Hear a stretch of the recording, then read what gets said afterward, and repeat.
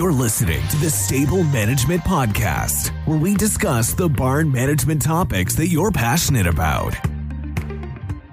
Hi, everyone. Welcome to the Stable Management Podcast. Our goal is to bring you a real-world look into the parts of horse farm management that you love or hate most, such as stall bedding, farm equipment, and pasture maintenance. During each bi-monthly episode, we'll be joined by an expert guest who shares their experiences with and perspectives on an important stable management topic. This episode is brought to you by Equine. The foundation of a horse's well-being is a strong hoof. That's why Equine, the new daily hoof support supplement from the makers of Equine, contains key ingredients such as biotin, amino acids, copper, and zinc to support hoof integrity, quality growth, strength, and durability. What sets Equine apart from other hoof supplements is the inclusion of vitamin E and selenium, which provide antioxidant support and membrane stabilization. Put your best hoof forward with Equine. To learn more, visit calxequin.com. I'm your host, Hailey Kerstetter, and my guest today is Dr. Amy McLean from the University of California, Davis. Thank you so much for joining me today. Well, thanks for having me. It's such an important topic, so I hope I can help make some horses happier in their homes.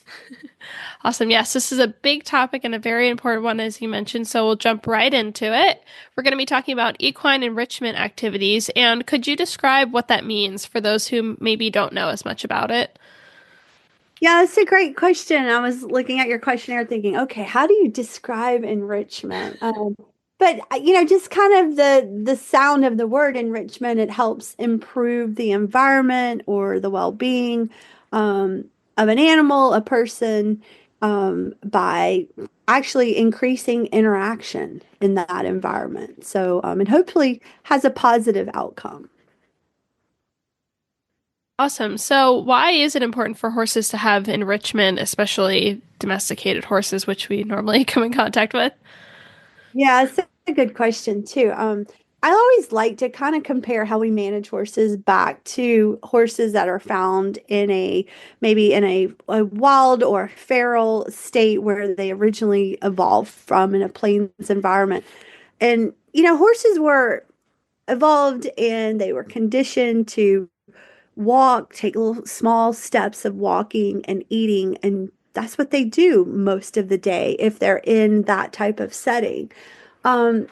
Interestingly, as we domesticated horses, we've tried to adapt their behavior and make those changes to a captive or confined area.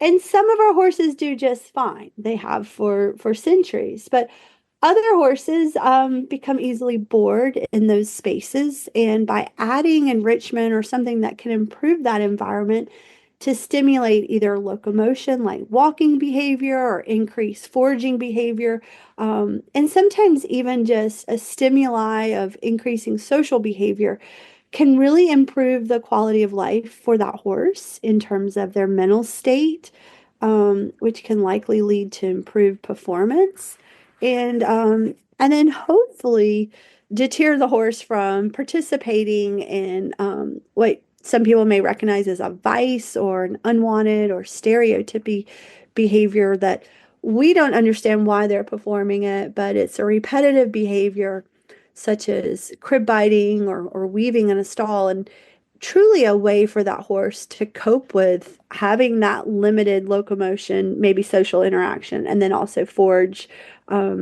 type of behavior and experience being limited in that confined space. So the enrichment hopefully provides some additional activity for those various behaviors that have been restricted. Yeah, I have a horse that will crib if he's, bored. He's younger, so if he's by himself, he'll crib. And I always tell people, because I bored him, I'm like, if you give him a friend, he'll stop. He's just really bored.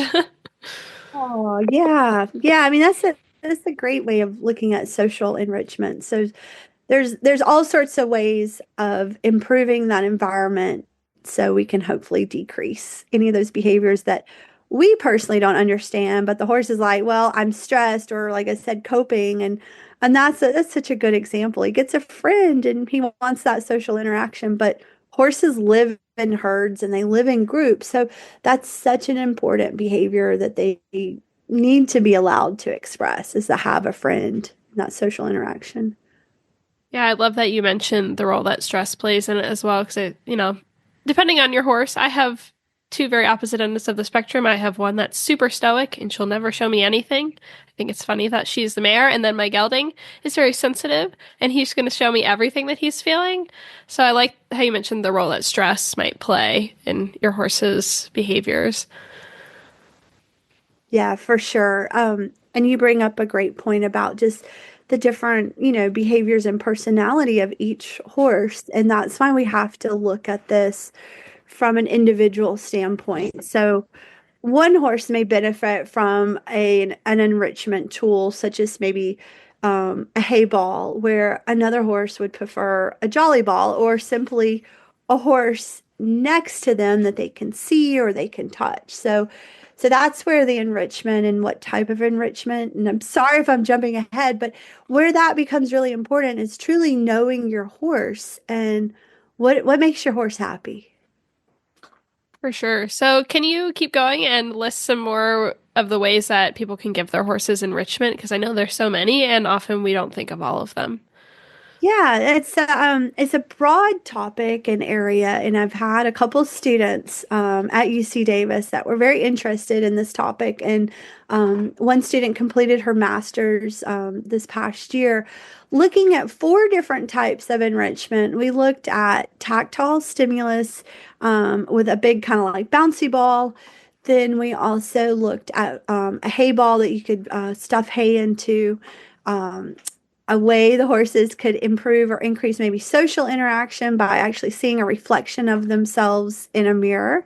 And then the last one was looking at how music may actually stimulate horses. And we also looked at different times of the day because you think about enrichment, if you can have ice cream every day, and if you're reward incentive or incentive based person, that ice cream kind of diminishes its value of being enrichment or a prize or a reward. So that is one thing that we found with her study, and we also thought was a very important part was the time of day that you're offering these different ways to stimulate the horse in its environment in a stall or confined space. Each horse had access to a stall and nice big stalls, and then also a paddock area.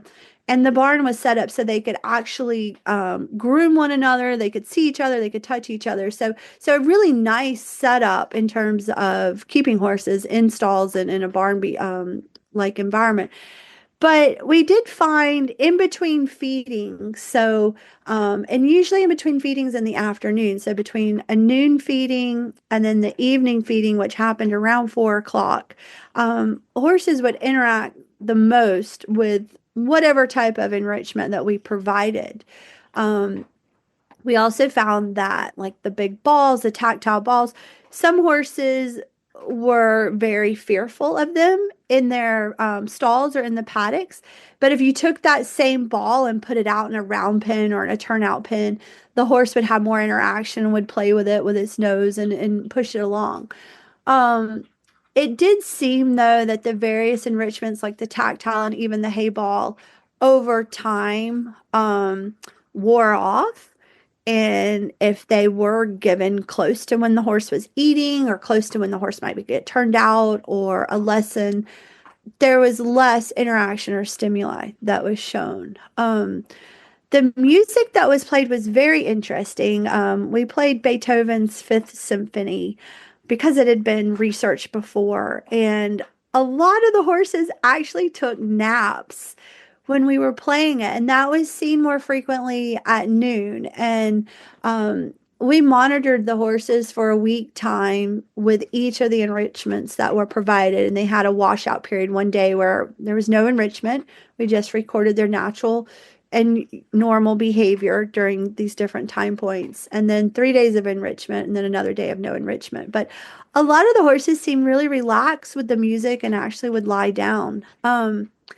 Another student did a follow-up study looking at different types of music and found that the type of music, which would make sense even for us, you have different emotions, you have different feelings.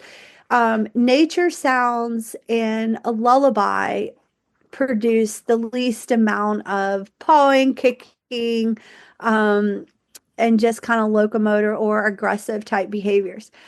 We played one jazz song and had a lot of horses that I think they're not jazz fans.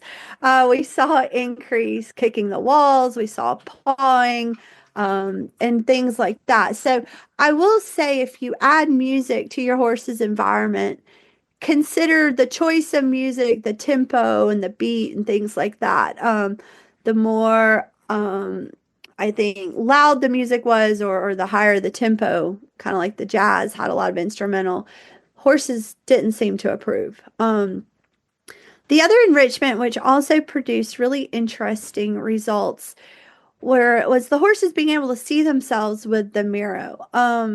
Some of the mares, and again, not to pick on the girls, but some of the mares were very reactive to their own reflection in it and would kick the walls, um, would lay their ears back, kind of bite at the mirror. And we had one horse that did take bites off of the mirror. It was a plastic mirror. Horse was not harmed, but the mirror was.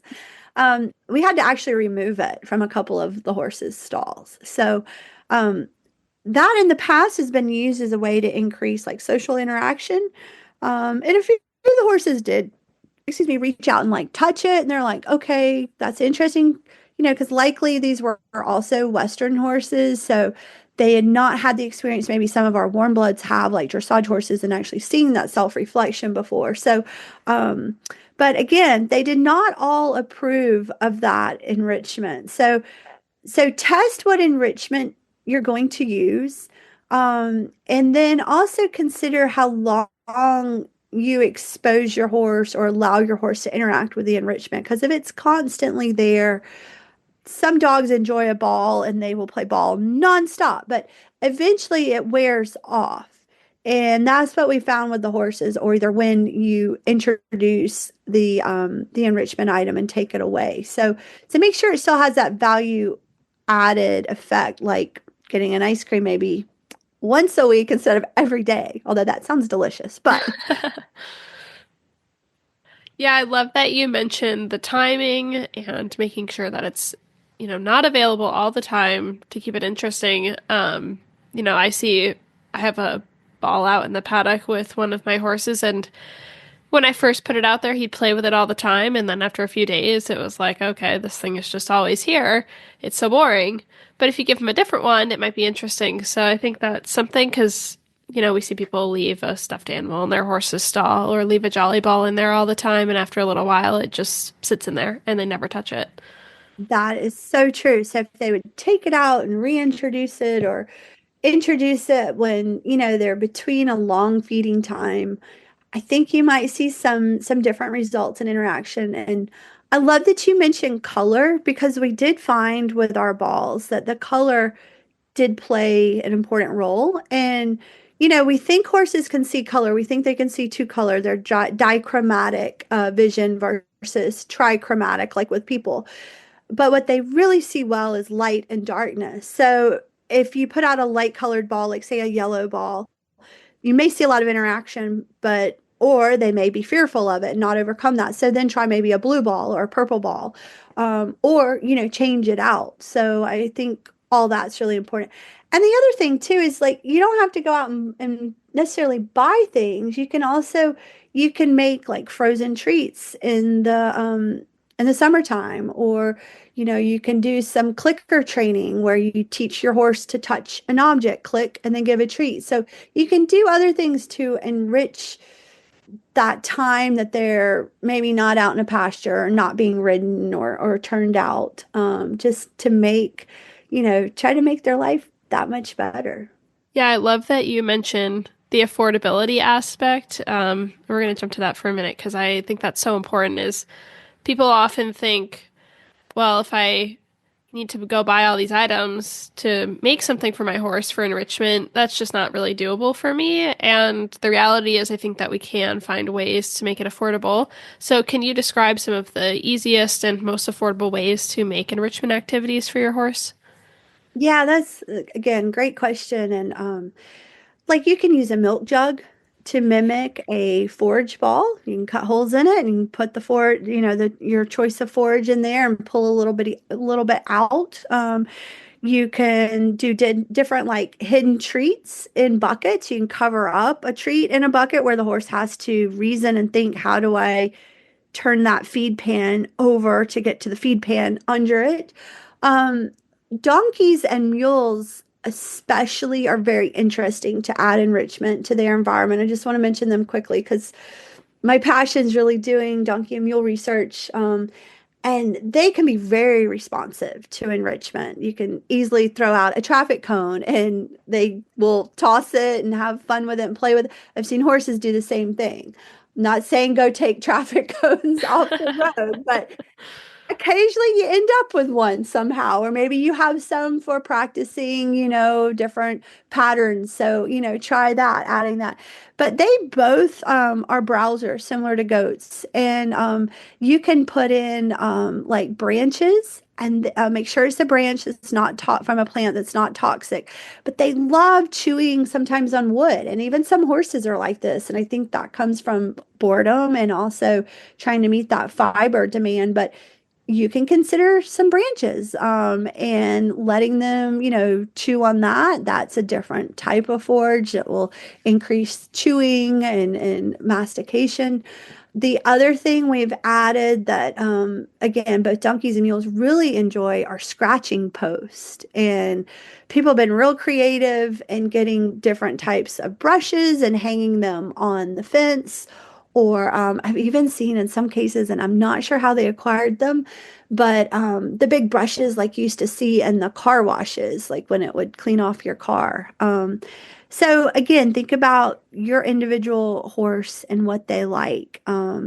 Also, I've made fruit mobiles for actually my mule. He had a surgery several years ago and was confined to, a small stall because it was a hock surgery. So I made different mobiles with like carrots and apples and I would hang them in different places. Or again, I would do like where he had to search for them. And he enjoyed those and he definitely had a preference to carrots versus apples. So those are all ideas that you can do with little extra money devoted because some of the enrichment tools can get kind of expensive. Just simply playing your radio or your phone, I think is another way to help enrich their environment.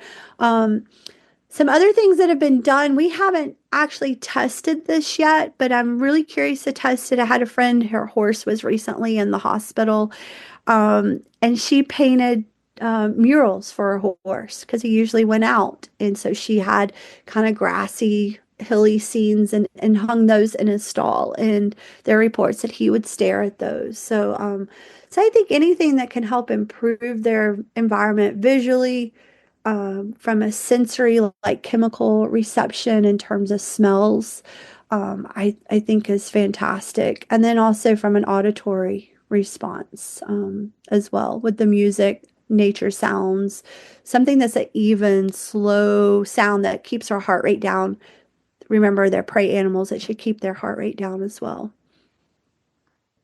I love the mural visual aspect, so I'm really interested to see what you guys come up with if and when you study it.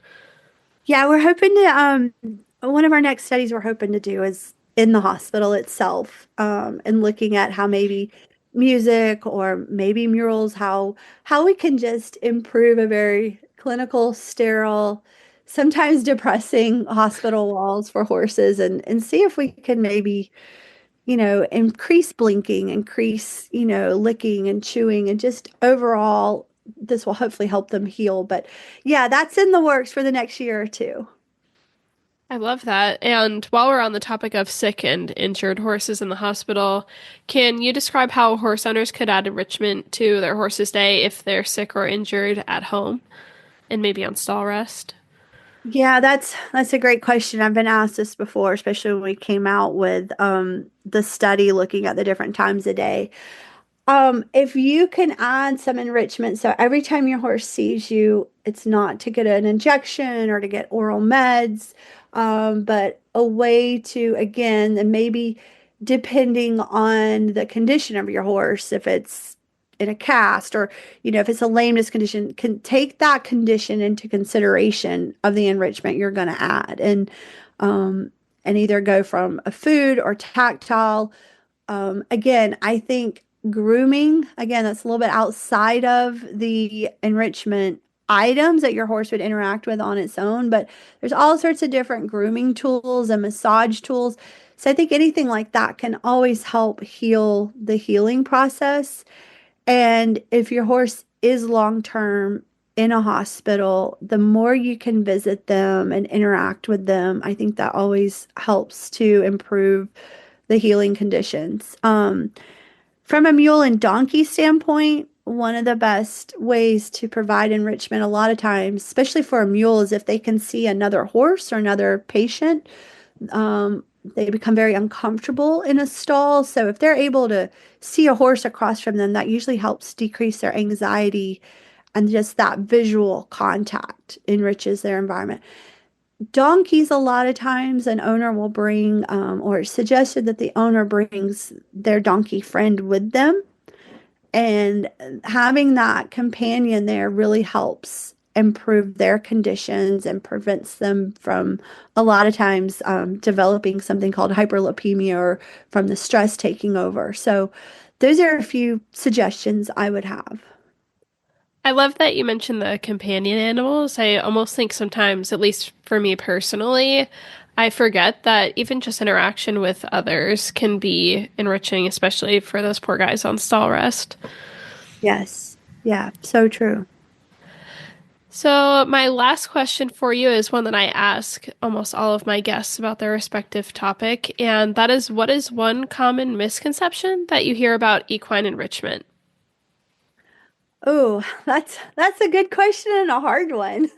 I think the probably the biggest, maybe, I'm not sure it's a misconcept, but just a misuse.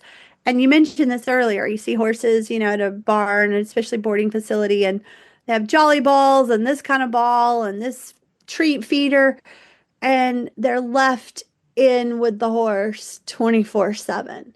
So again, going back to my ice cream example, it needs to be special. It needs to add to the environment. If it's always constantly part of the environment, it's not really changing the environment. So even this idea of adding murals or paintings to a horse's, hospital stall, we're probably gonna have to change those out so it looks different. So it changes that environment. So I think that's the biggest thing, is be smart in how you use the tools, or with your interactions or companion animals interactions, or adding branches. If you add, some sort of food enrichment, don't add it every day or don't add it at the same time. Be thoughtful in when you're adding and then maybe taking it away from the environment so it's still exciting. Yeah, I love that. That's such a great way to put it. That's all the time we have for today, but it's been amazing talking with you today. The time has really flown by. Yeah, thank you so much for having me, Hailey. I can't wait for this to come out, and it's such a great topic. So thanks for being interested in it and sharing it with your listeners. And I hope truly it does help improve the well-being and enriches the lives of some of the equids who that belong to these owners.